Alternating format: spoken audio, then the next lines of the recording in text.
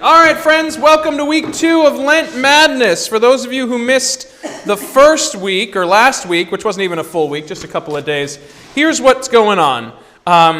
There's a priest that I worked for in my first parish named Tim Skank, who, he'll admit, he was a little bored in his first parish and wanted to come up with a fun way to engage in the Lenten season with his congregation. So he came up with this idea based on the March Madness NCAA men's basketball tournament of Lent Madness. And instead of basketball teams, he would pit saints against each other. So the saints would be paired up in a bracket form. So if you see this here, if you have this handout here, you've got it starts with 32, not 64 like the March Madness tournament, but 32 saints that are paired up. These are all saints that, at least in some traditions, are venerated.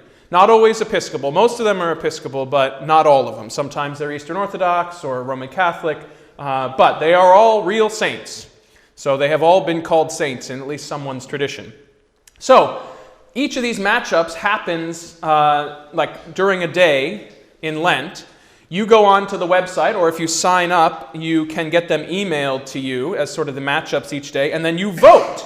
And whoever wins, just by a sheer democratic majority, moves on to the next round, okay?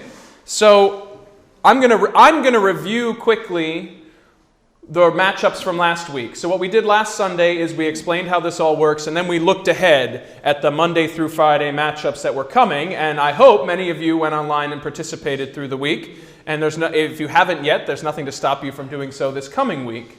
But we're going to review the results, and we're going to see how we fared as far as our votes and stuff. So I'm going to take us, our first was Scholastica versus Richard Hooker. So I'm just going to scroll us down.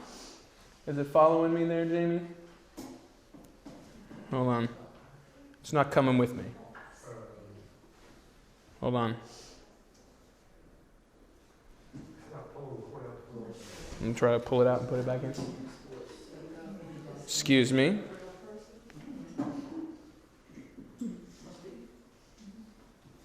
Over here. It's connected now. Oh. Come on, friends. All right, so here we are. So Scholastica, the reputed to be the twin sister of Benedict, Vince has cast some aspersions on that, versus Richard Hooker, one of the founding father theologians in Anglicanism. And what do we have here? About 60-40. Richard Hooker takes it home. Anybody surprised by that, or was that sort of what we assumed? He should have won because he should have won. He's the individual person who saved the Church of England from becoming totally Puritan. Okay. That's a lot of weight to put on his shoulders. But remember now, he's moving on to future rounds. So maybe we're going to start picking some horses here for the later rounds. But we can't go back and catch up. I mean, it says this poll is no longer. You can't vote for ones that have already taken place, but you can just jump in whenever you want and vote for the ones that are coming up. So it's not like you missed the whole thing, you just missed this day. That's right. He's going to be now up again. Right, so now, and this week he'll be, so here we are back to this. Okay, good, we're following along here. All right, we'll preview. We're going to preview this week's matchups. We're not into the second round yet. If you'd like, Tim and his friend Scott, you can see here, Tim's on the right as you look at that. Scott's on the left. Scott's the chief publisher of Forward Movement, the group that does Forward Day by Day and a number of church publications. Tim is now rector of Bethesda by the Sea in West Palm Beach. So he's no longer in Hingham, where I served with him. But they do a little, Monday morning quarterback video. And then we have Monica versus Joanna the myrrh bearer. Remember, Monica is the mother of St. Augustine, and Joanna the myrrh bearer is one of the women that is listed in Scripture as having gone to Jesus' tomb and sort of stayed with him through the end and wanting to go anoint him with some myrrh. And she gets the myrrh bearer. A little drum roll, please, as we scroll down to the bottom. And Joanna with it. Oh, huge upset. Not upset, a huge just blowout here. Monica, guess it's not enough to be a famous saint's mother. I guess you need a little more than that. Anyways, how did we feel? Did people participate in this one? Is this what we were feeling? Okay, we were Joanna fans. Did you even know about Joanna before this all happened? Joanna the Myrrh Bear? All right, so we're learning something here too. That's good. All right, so that was Tuesday of last week. Let's go back again here, and I'm going to pull us up to the next one, which is Dorothy Sayers versus N. Magabo. Dorothy Sayers, the novelist and writer, who also was a Christian apologist, you may or may not have known. And then N. Magabo was a missionary as a Native American priest, the first Native American priest, I believe, in the Episcopal Church, and a missionary in the upper Midwest through them. So we have Dorothy Sayers, there's N. Magabo, a picture of him there. And we have... Oh, N. Magabo takes the win, 58% to 42% about. Is that a surprise to some folks? Not to me. Not to you. All right, Dan. It's interesting. So, I mean, it's... He's a sentimental favorite. You think he's a sentimental favorite? Yeah. All right. Well, that's a little disparaging, but that's okay. I'm just saying what tipped the scales. Okay. Well, sentiment. We traffic in sentiment here in the church, I think. So it matters. Yeah, Joanne? He did a good job of synthesizing culture and Christianity. He really held on to his culture Yeah? so forcefully that I think that's why I would. Okay, good. Well, that's good. Well, to each their own. Here we go. Dorothy Sayers versus N. Magabo. And then we had Stanislaus the Martyr versus Edmund. So Stanislaus became the first sort of Roman Catholic, not the first, but a Roman Catholic bishop in Poland, and ran afoul of the king, and that resulted in him dying, becoming Stanislaus the Martyr, and not Stanislaus the Bishop. And then Edmund was the king of East Anglia, and for many years in the medieval period was the sort of patron saint of England, until George came along and they started talking about the dragon and all that. And that was like in the 15th century. So he got a little supplanted, but still a big name. An interesting matchup of people who are combining political and ecclesiastical fame. Are we ready? Okay, this is important. Oh, 60-40 here, 60-40. Come on in, Carolyn. You want to come in, or are you just peeking? The Anglophiles win on that one. The Anglophiles win on that one, right. Better than the Eastern Europeans, the Poles. We don't have enough Poles around here. Yes, Michelle? And my dad's name was Edmund, so All right. Sentimental favorites again. that's fine. All right. Well, anyways, that's Edmund versus Stanislaus. And finally, our final matchup of last week is Bach, like that Bach, versus Harriet Monsell, who was a founder of religious orders in the Episcopal Church for women. So, Bach versus Harriet Monsell. Yes, Pat? I was not here last week, so I was not aware of this, but I heard about it Friday night, and I voted for Harriet. Okay. And I'm extremely disappointed that she did not. Oh, you're going to ruin it for us. All right. Harriet Monsell, who seems lovely, but she did have a tall order. This was a sort of like 1 seed versus 64 or 30, sort of 16 seed on this, but it's closer than you might have thought, right? About 58 to 42%. I'll say there's some unusual pairings. There are some unusual pairings, but that's sort of the fun, because it makes it a little bit challenging to think, how would we compare these people's lives? Obviously, all wonderful lives. If you make it into the bracket, it's an honor just to be nominated. So you should so we should all remember that from a baseline perspective. But so Bach, but there's also a question. Bach was a composer. He worked in the church his entire career. A lot of the work that he wrote was for the church. Does that qualify as a saint, or just a really good musician who happened to believe in God? All right, well, Pat says no. Others said yes. About 4,995 people said yes.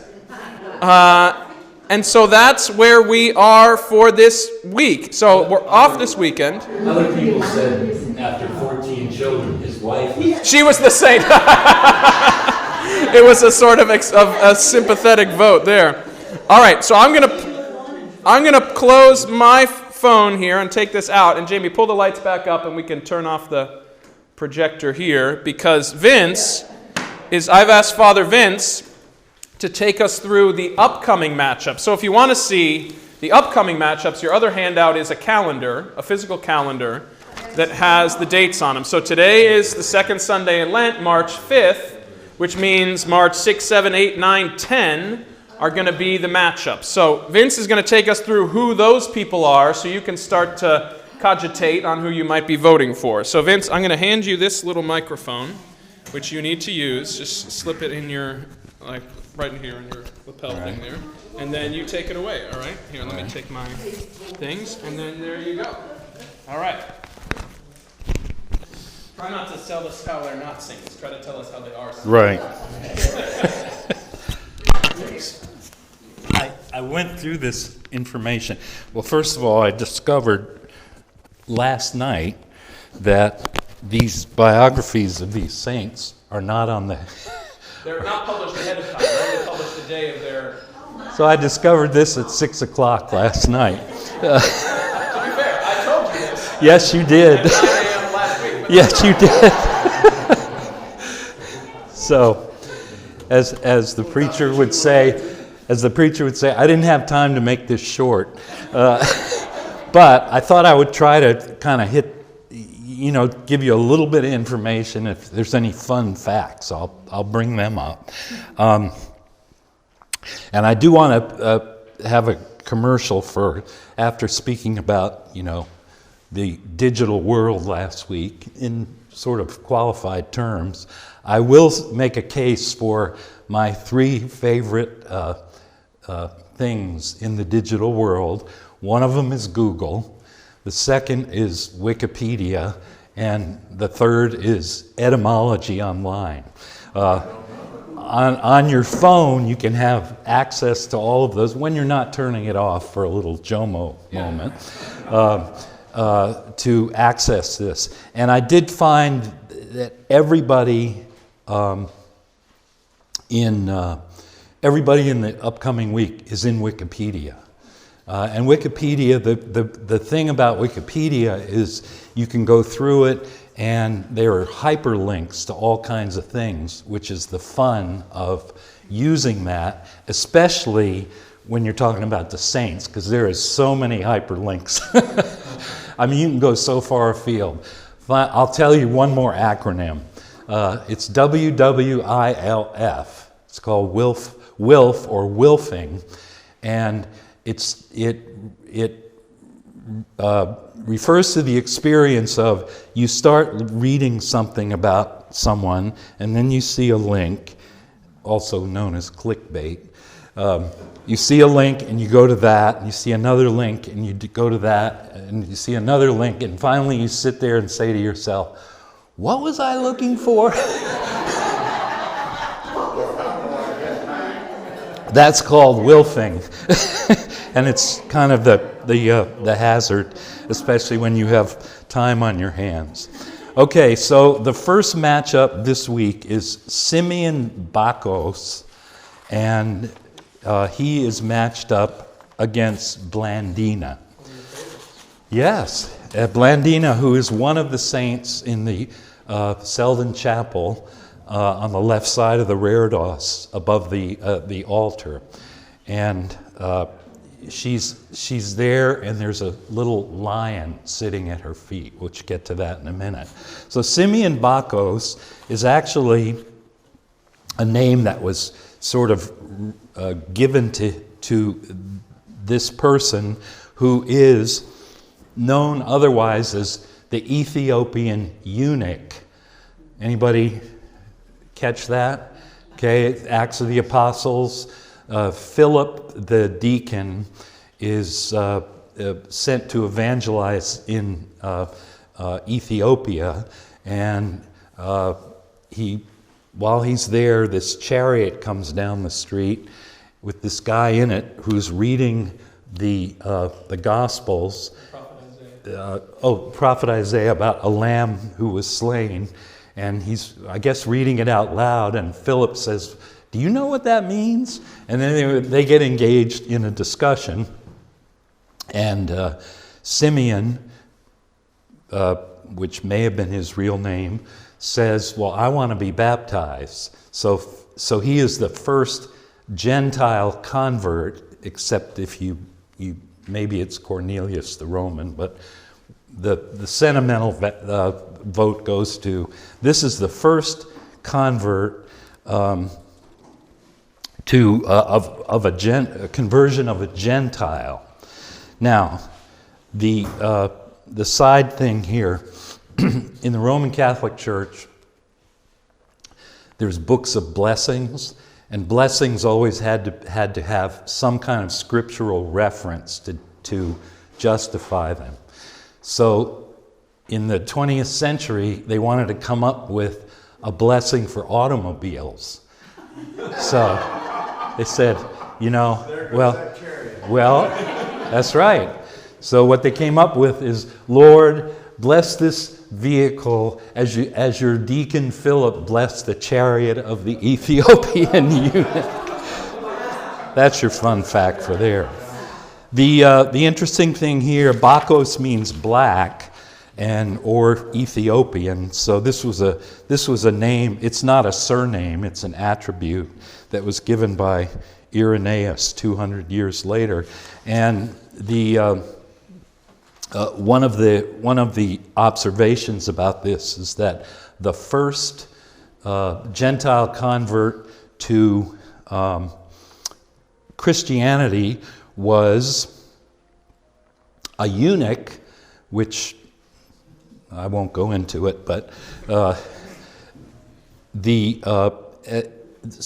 we're not sure whether he was Jewish, but he went to Israel to worship. Because he was castrated, he would not have been allowed to enter the temple. So he was a sexual minority.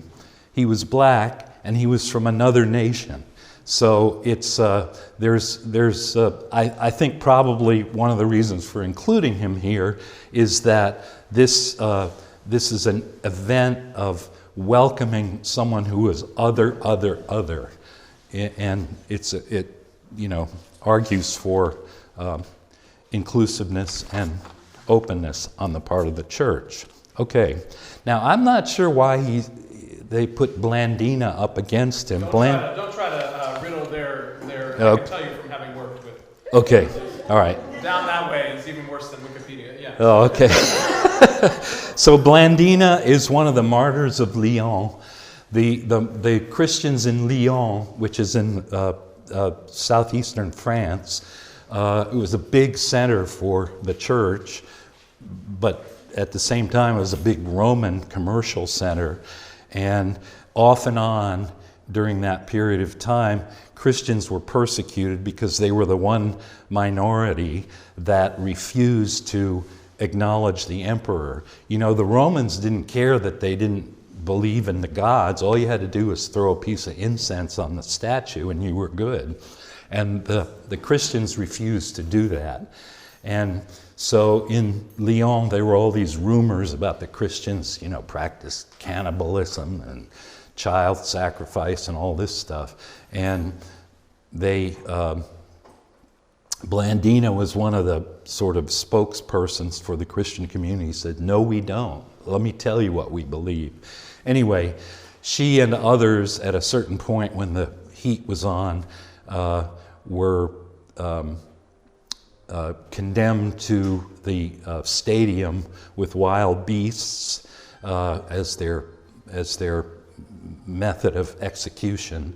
And the Roman martyrology, which is the story of all the martyrs, typically talks about these things and says, first she was put on a gridiron, then she was thrown before a wild bull, and then she was attacked by a lion, and then when none of that worked, they stabbed her.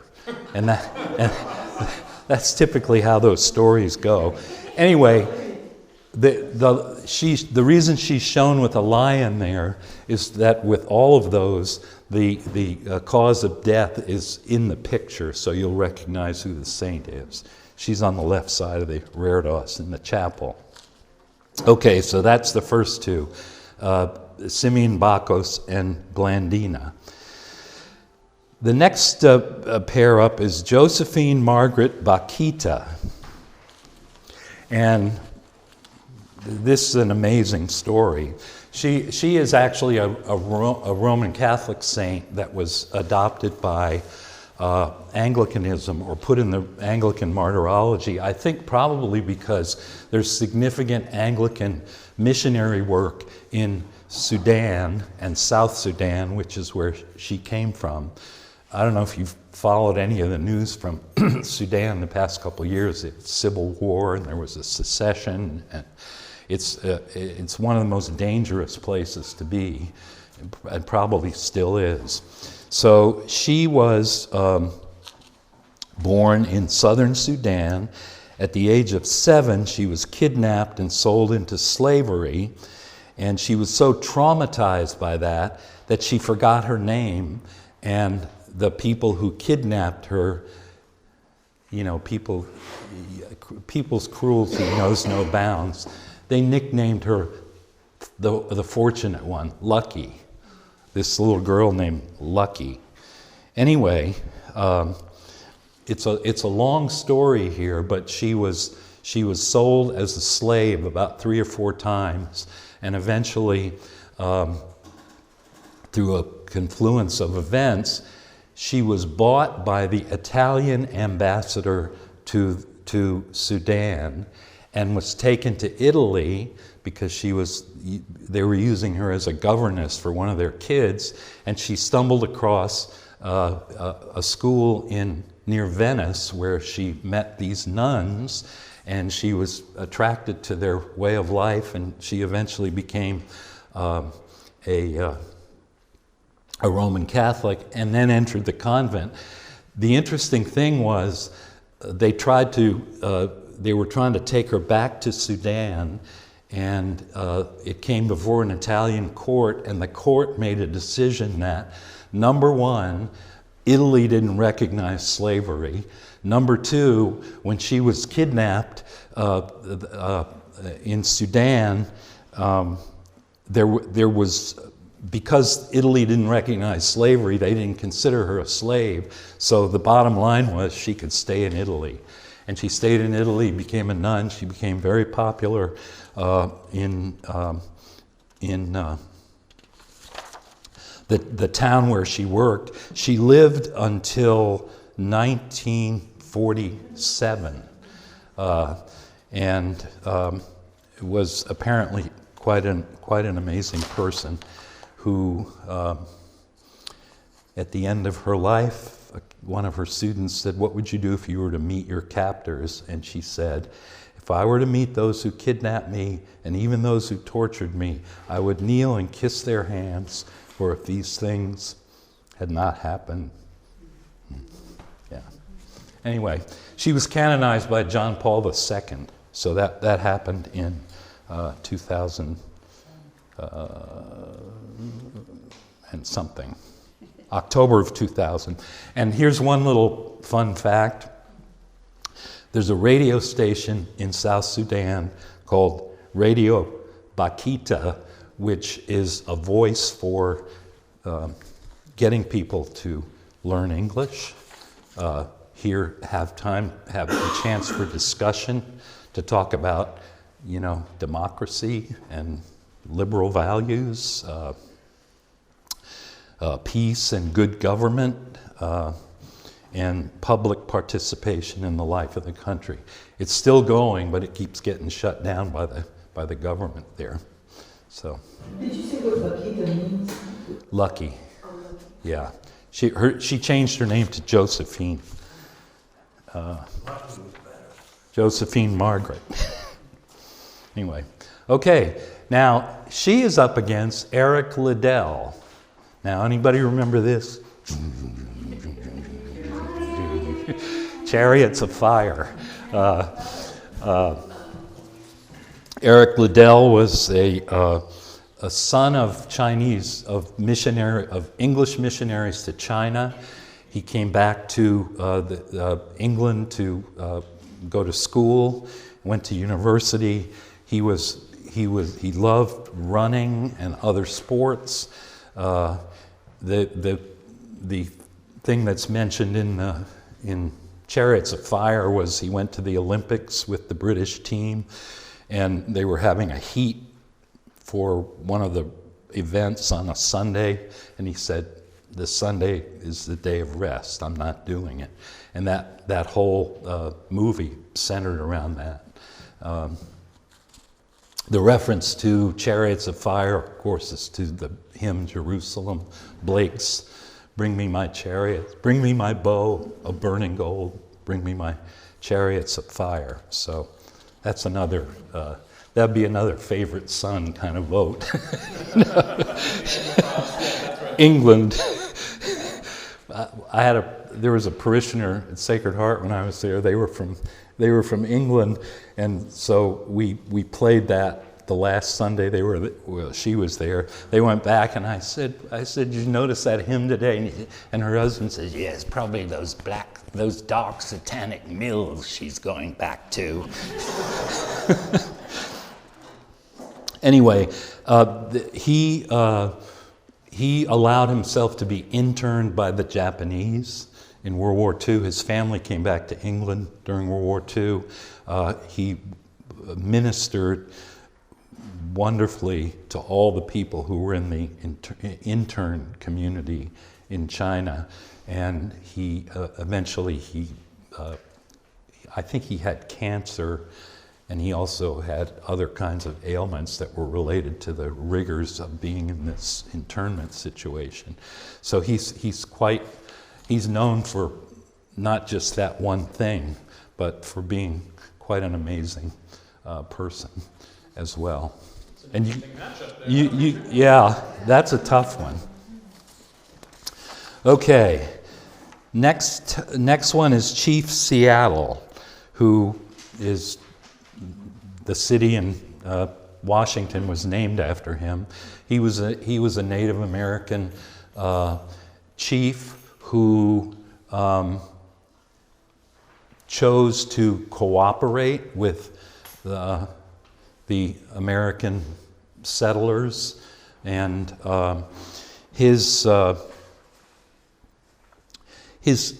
claim to fame is that he gave a speech at some point talking about respect for the environment, respect for the earth, which of course is a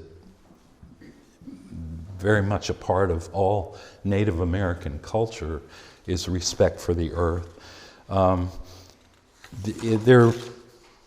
There's not a lot of remarkable things in his biography, but this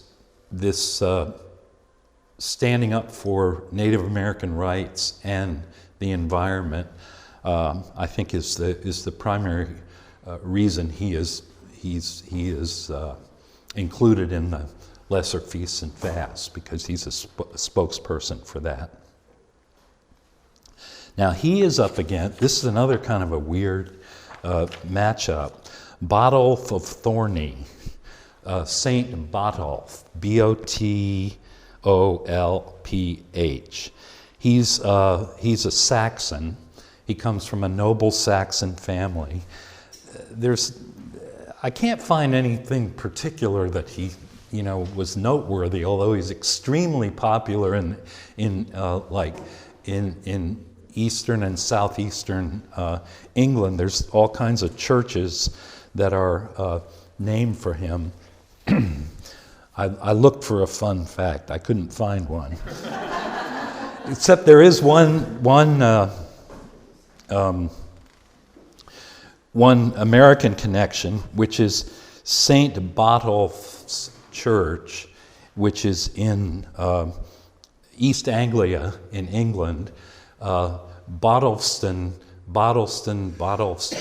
becomes Boston. And that's the origin of the name for Boston, Massachusetts. And apparently there's clubs in like, There is St. Botolph's Street, I think, in a club. yeah. Anyway, 64 ancient English churches named for him. He's the patron saint of travelers. There are 4 churches in London named for him, and they're like on 4 corners, perhaps near where all the railroad stations are coming in. He's the patron saint of travelers, people when they arrive to give thanks, people when they're leaving to pray for a good voyage. So, Botolph is 11th century. Excuse me. 7th century. Yeah, he died in 680. There's a lot of East Anglia names around here because Adam Thorogood came from Norfolk or from that area. So, like Lynnhaven. What else? It'll come to you. Okay. Now, is Botolph up against? Botolph's up against Chief Seattle. Okay, so then there's more. Now there's more Saxons coming in. Cuthman of Steining, the Apostle of Sussex. Now, this is a guy who the legend says he was a shepherd who had to take care of his paralyzed mother after his father died. So when they fell on hard times, they were forced to beg from door to door. He built a one-wheeled cart or a wheelbarrow. So this guy, on all the saints, when you can tell who the saint is because there's some implement there or something else. This guy you will see and recognize because there's generally a wheelbarrow somewhere in the background. That's an important event. And I think he was kind of a handyman sort of person, and he was helpful to people. He built churches prompted by inner, compulsion. And apparently he was having difficulty with a roof beam, and a stranger showed him how to fix it. And when Cuthman asked him his name, he said, "I am he in whose name you are building this church." So I don't know whether that would be St. Andrew or Jesus, but at any rate. But maybe we should get Cuthman in on the steel installations. Start putting some icons around. Oh, by the way, that reminds me. One of the other things that's great about Wikipedia is Noah was talking about icons before. You can make yourself an icon by just going online, clicking on the icon and print it if you have a color printer. These things are beautiful, and you can just take them, put them in an 8.5 by 11 frame, and you got an icon. So, no, this is Simeon. Yeah, which is a pretty cool chariot, and that horse don't look too bad either. So anyway, we got a theme of sort of wheeled vehicles in this. Yeah, I hadn't. We've got the chariot. We've got the chariots of fire. We've got the wheelbarrow. Okay, this is just. How are we doing on time here? Good. We got about 10 minutes. Okay, so the next one is Leoba, another saint from another Saxon saint. And she was born in Wessex, so I guess Cuthman was from Sussex. You can learn all the counties in the south of England if you go through all of these this week. The Last Kingdom. What's that? Just watch that show, The Last Kingdom. You learn about all the. Oh yeah. Oh okay. I don't know that. All right. I'll tell you. She was born to a noble family. She was educated. She was somehow related to Saint Boniface. Anybody know Saint Boniface? Sometimes called Saint Boniface. He was the apostle to the Germans, and he's the one who, as we were told as kids, you know, he went up and they were all worshiping the sacred oak of Thor or Woden, I can't remember which, and he chopped it down and nothing happened, and all the Germans says, where do we sign up? But anyway, she spent her life helping to bring Christianity and education in Germany. The next one, well, you know, Brendan the Navigator. He's sort of in the same category as Scholastica, I would have to say, but you would never know it. All right, Brendan the Navigator is an Irish monk in the 5th century who is venerated for all of his voyages. He's called Brendan the Navigator because he made these voyages, and there's all these legends about that. That included he got on a boat with 14 monks to go look for the Isle of Paradise, and at the last minute, three strangers showed up, and they let them in the boat, and then there's all these stories about how that brought him bad luck. You can read all about it. I mean, you can go to Wikipedia and you learn more than you ever want to know about Brendan the Navigator. But one of the icons of him is him and the monks in this boat, and they thought they had landed on an island, and they were celebrating Easter, so they lit a fire and they were eating, and all of a sudden the ground started moving. Well, it was a giant fish, and the giant fish was awakened by, it was a giant fish that was biting its own tail, so it looked like an island, but it was this giant fish whose name is Jasconius. And just a little detail here.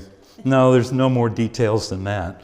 But that's all the legends about Brendan have to do with all these voyages that he made and all the places he went to. And there's one of them that's talking about discovering that of course the Irish claim that he discovered him. He was the first European in America, of course. You know, it's a great day for the Irish. There is a stained glass window at the Naval Academy that has Brendan in it, in Annapolis. And the last thing I was going to say, one of these stories of his voyages talks about golden fire and giant crystal mountains, which has been demythologized too. They went by Iceland and saw the they saw volcanoes, and the icebergs were these giant crystal mountains. Anyway, okay, who's next? It's Saint David. All right, whose feast day was this week. Saint David is the patron of Wales, and I don't know if you listen to WHRO in the morning, but Dwight Davis was off that day. So he always does all this St. David stuff and Welsh music on St. David's Day. But who was on that day was Raymond Jones. Now there's a Welsh name, and Dwight Davis took him to task because he says he's a Welshman and he forgot St. David. Anyway, but he was the first. He was a monk, and he was apparently, very popular with people, and it was sort of an election by acclamation that he became the first primate of Wales. And there's a beautiful cathedral, St. David's Cathedral. It was actually made it on that show called The Great Cathedrals of Britain. It's this really beautiful building. The fun facts there was the reminder that the national flower, or let's call it the national vegetable of Wales. Anybody know what it is? The leek. The leeks, right? Because at a certain battle, all the all the Welsh soldiers to identify themselves, they pull the leek out of the garden and put it in their hat. So that made it into Shakespeare. And let me see if I have. The way that you sang is a Welsh onion. Yeah. That's right, yeah, that's right. That's a good connection to make. I'm trying to find the Shakespeare quote here. Well, I can't find it, but you can find it.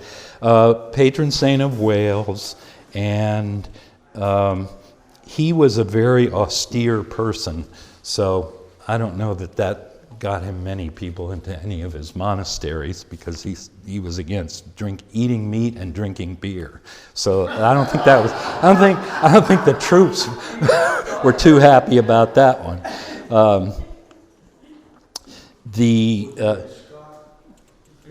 No, he was Welsh. Yeah, and you know the Welsh language is one of the weirdest languages in the world, so I'm going to finish with this is the longest place name of any place in the world. It's a railroad town in Wales, and it's 56 letters. Huh? And you know how to pronounce it. No. But if you translate it, it means St. Mary's Church in the hollow of the White Hazel near the rapid whirlpool of Clondicilio. And on that note, Thank you, Mitch. All right. happy hunting. Watch out for your finger. All right, well, that's what you've got to look forward to this week. Just a reminder, if you go online, if you just Google Lent Madness 2023, if you haven't signed up already, you could fill out a bracket in terms of, sort of fill this out and then see how you did against the, like you do for March Madness, choose your Final Four and your champion and all that. Or you can just play along each day. Also, if you go to the website, on the right side in the drop-down menu, or on the right side before the drop-down menu, you say subscribe, and you can go and sign up to have these matchups emailed to you every day. So you don't have to go every day to the website and do that. All right? And it gives you the biographies. Yeah, and each day that the matchup is there, you'll get a full biography and the collect, or the prayer, for that particular saint as well. So let's keep learning and having some fun, and we'll check in next week to see how we did, all right? Thank you, guys.